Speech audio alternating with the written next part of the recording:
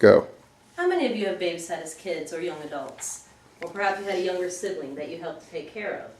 I know I did before I got my first real job in fast food. Babysitting is a great responsibility for young adults so they can gain experience in the workforce.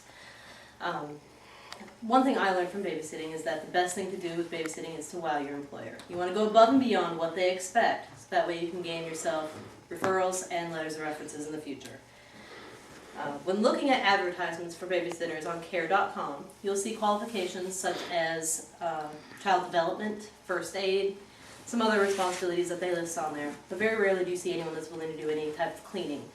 Though they should, because if you look at kidsworld.com, you see a list of do's and don'ts. On this list of do's and don'ts, you'll see that there's a listing said that you should have plenty of time reserved for cleaning up after a toddler.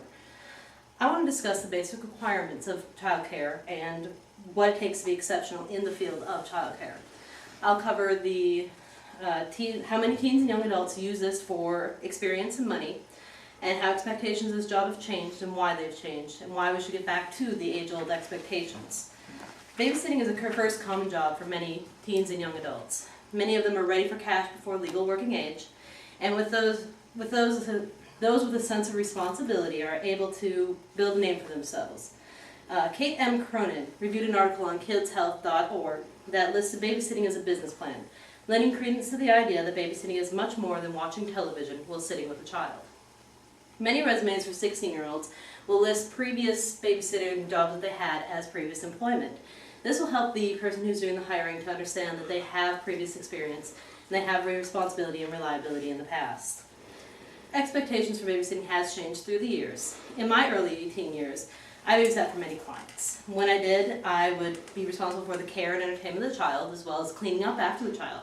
But oftentimes I was also responsible for making sure that the house was cleaned, make sure the dishes were done, everything was swept, that the vacuum was taken care of. These expectations weren't told to me up front. This was something that I learned as being raised. This is something that was instilled in me while I was being raised. Even today, websites like babysittersforhire.com list that you may have some basic cleaning duties. As a mother, now when I hire a sitter, I have been amazed to come home and see nothing cleaned. Not even the mess my child made while under the care of the sitter. If you do, websites such as care.com have listings of sitters and services. Any that provide basic house cleaning will charge extra for this service. It would benefit both the parents and the child to return to the roots of this and not charge extra for these extra duties. Parents choose babysitters based on how many qualifications they have, such as price, hours, training, etc. Any parent who can find a sitter who is able to clean up a house and have it clean for them when they get home is more willing to do a little bit extra, to go ahead and tip that person for doing what they did, especially if they didn't get told beforehand that this was going to cost them money. Doing extra also ties into future references. A parent will give a glowing recommendation about taking initiative, responsibility, and thoughtfulness to anybody who has done extra for them in the past, as well as any sitter who does go through and do these extras is well within their rights. Ask the parent to give them a letter of recommendation for the future. My purpose today was to reevaluate what it takes to be exceptional in the field of babysitting and what being exceptional can do for a sitter.